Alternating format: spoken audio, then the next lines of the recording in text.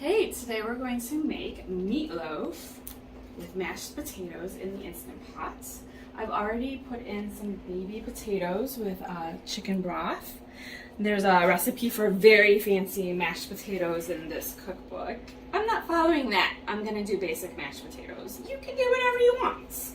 So I've already pre-mixed some ingredients before I add the beef. Let's see, so it looks like there's breadcrumbs, Parmesan, milk, a couple of eggs, a lot of garlic, onion, ketchup, barbecue sauce, parsley. It says seasoned salt. We don't do seasoned salt, so it's salt. And black pepper and oregano in here. So now I'm gonna add the meat, mix it up, and then we're going to put it into a little bundt pan. It's gonna be like a meat cake instead of a meat loaf. And we're gonna cook them both at the same time. So these are all mixed. I'm gonna add beef and meet you right after that.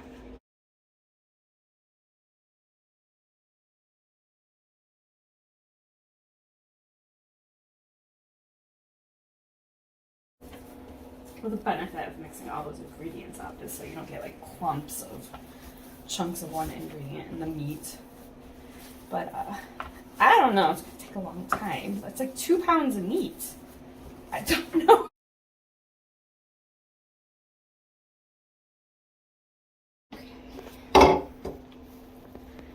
Your pan should be sprayed in advance, and the book recommends a 6-cup bundt pan, and mine is about 4 cups, so we're just gonna see what we can do. And I didn't spray it, so hopefully the grease will work.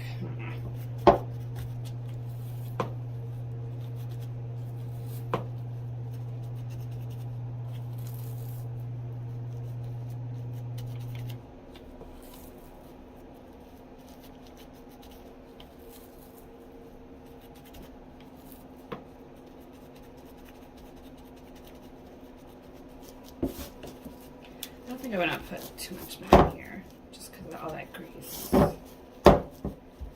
So, I'm going to make it uniform, and then I'm going to put some foil on that.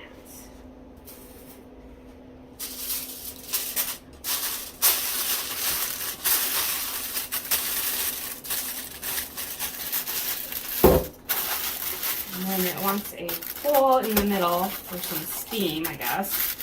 And now I'm gonna put that little rack on top of my potatoes. I might maneuver some around, try to make sure it's flat. And look what fits. All right, so I gotta put my handles over to get the lid on. And then we are going to cook it. But I forgot how.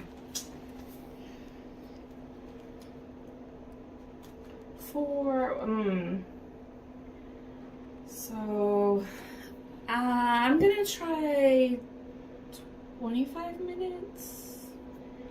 So I do manual for mine, and then it's defaulted at 30, so I do 25. And that should guarantee that the meat will be cooked thoroughly, because I'm not doing a full 2 pounds of meat. So I think 25 minutes should work. And then after that, you do a glaze, and then we'll mash the potatoes. But the glaze should be done in maybe your broiler oven or toaster oven, and I'm gonna kind of skip that. So you guys can do that on your own. I'm sure you can figure it out.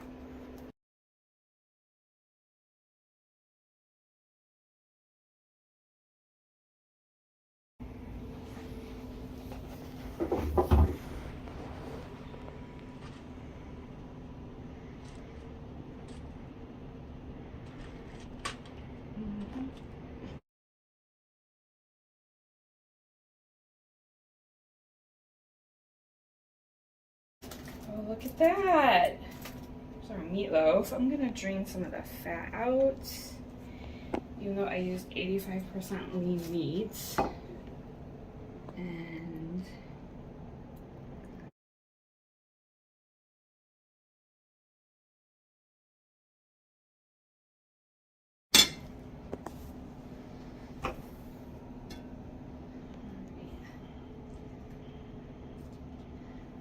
see how non-stick this pan really is, shall we?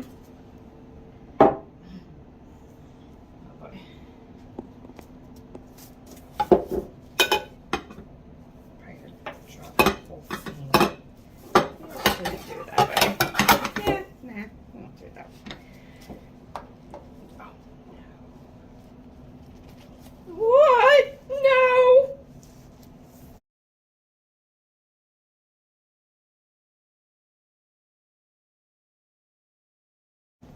do spray your pan, let it sit in the pan. I don't know how long, maybe 5 minutes, maybe 10 minutes, but don't dump it immediately. Not good.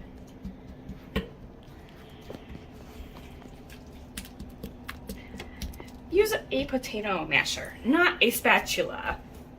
Things not to do.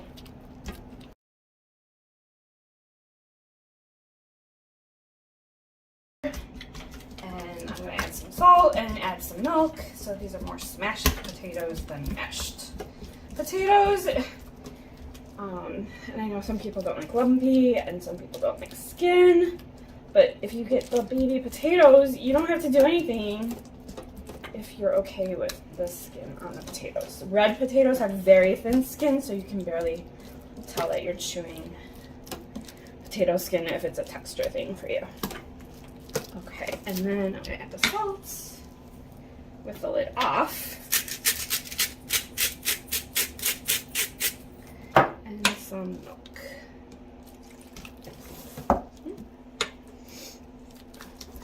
Okay. Ooh, that.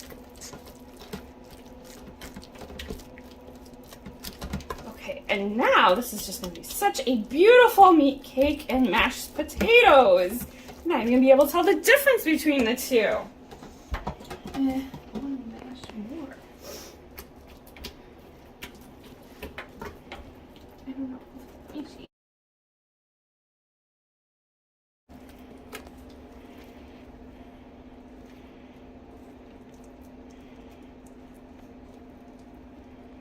Wow, that's a lot of potatoes.